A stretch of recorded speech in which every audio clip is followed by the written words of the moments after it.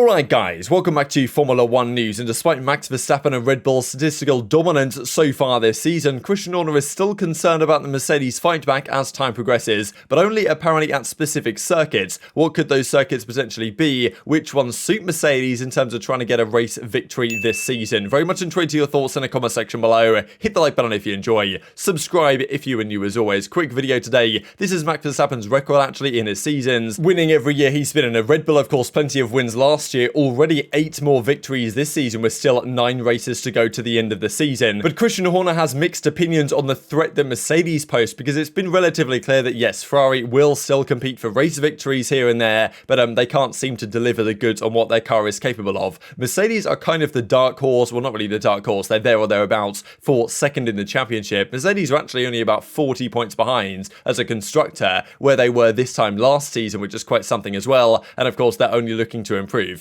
Christian Horner is like, look, not really sure they're going to be that much of a threat, but at certain circuits, it could well indeed be possible. He goes on to say the following: Toto Wolff's men are still lacking in pace. I think we're all surprised that Mercedes weren't as close or weren't setting the pace, because they've been such a dominant team over the years. So saying, look, they were kind of shocked that Mercedes weren't front running at the start of the season, which, look, makes sense on what we've seen in previous years. There was all the talk at the start that, okay, wow, this Mercedes car, are they just sandbagging? Like, what is there more to come for this W13? Turned out they weren't really sandbagging, and the car really didn't have what it takes for at least the first several months of the season, and still not really where it needs to be in terms of winning races. But he goes on to say, look, they're obviously working on their issues, and it just shows how competitive this sport is. You can see they're getting closer to the action. I think at certain circuits, they could well pose a threat later in the year. So it doesn't seem like he's concerned about his world championship winning potential of his team, because Red Bull and Max Verstappen are going to win both championships. That's almost guaranteed. But maybe still concerned about, at least, like, if Verstappen wants to go ahead and break a load of records and win the most races in a season or whatever, like Mercedes might have something to say about that, especially on certain circuits. So I think they are certainly going to pose a threat. What circuits could they possibly be? He went on to say a few things actually I just thought I'd mention here about their season so far. 8 victories, 2 sprint race victories, leading both championships. Going on to say, look, it doesn't matter what we did the first half, we've got to focus on the second half of the season, all this. But I imagine Red Bull are already thinking, look,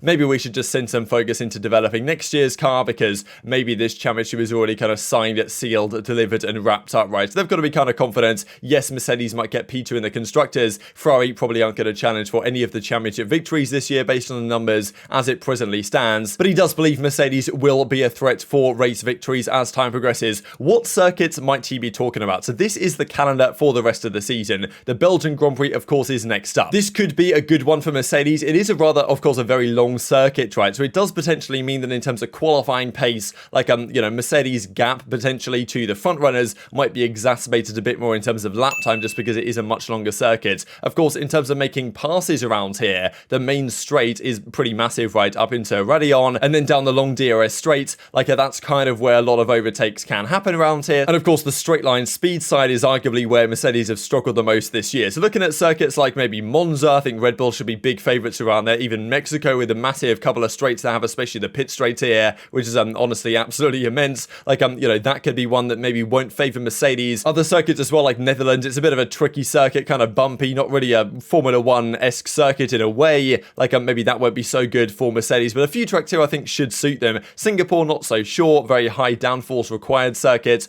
kind of like Hungary where they were pretty good. So maybe Singapore can be okay for Mercedes, but I'd maybe look at tracks like, Japan, Suzuka, sweeping faster corners. That's where Mercedes, has been relatively decent as of late, at least, if the bouncing problems are kind of resolved. But these smoother circuits tend to be where they can come out on top a little bit. And even COTA, right, in the US, Grand Prix in Texas, like, a lot of this circuit is actually based on other tracks around the world. For example, that first sector based a lot on Magnets and Beckett's in Silverstone, where the Mercedes, of course, was pretty good. So some of these circuits are somewhat similar to circuits that we've seen Mercedes be good at so far this year. And arguably Interlagos as well in Brazil should be another good one for Mercedes. So there's probably maybe, 5-6 Grand Prix here that you could pinpoint and say, okay, that should be a decent track for Mercedes. Of course, you never really know, but Christian Horner seems to have an idea as to what tracks he think they'll pose a threat on and what tracks he will not. But definitely intrigued to your thoughts on that in the comment section below. Just to mention this as well, speaking of Mercedes, because there's been all this talk about the 11th team eventually arriving to Formula 1. Now, Andretti wants to come in and make a team. This has been clear for a long period of time, but the process to get in, Andretti have the money, they want to get in, they want the car, like, that's what they want to do. But I think the other teams need to, like, approve it. And why would the other teams approve it if they add really nothing nothing more to the sport because, I mean, look, you really want another competitor if you can avoid it. The theory has been it dilutes the sport to some degree. So Andretti are doing everything right, but the teams don't really want to accept them. Now, if Audi were to come in, for example, that does offer a bit more of a different value proposition because another kind of engine manufacturer coming into the space, that does, create a more powerful drive and force behind Formula One. So that maybe adds more value to the sport in general than Andretti coming in. So that's kind of what Toto Wolff's getting at here. But yeah, pretty frustrating because I think honestly 2 more cars on the grid would be welcomed, but it just seems like it's not going to happen because of the kind of loopholes that have to be checked off in order for that to happen. But maybe that's a possibility over the coming years. And just to finish out with this, because I think Top Gear put this article out where Mr. Nico Rosberg was called a Monaco-based YouTuber. I thought it was kind of funny. Intrigued to your thoughts down below. Hit the like button if you enjoyed. Subscribe if you're new as always. Take care of yourselves, and I'll see you next time.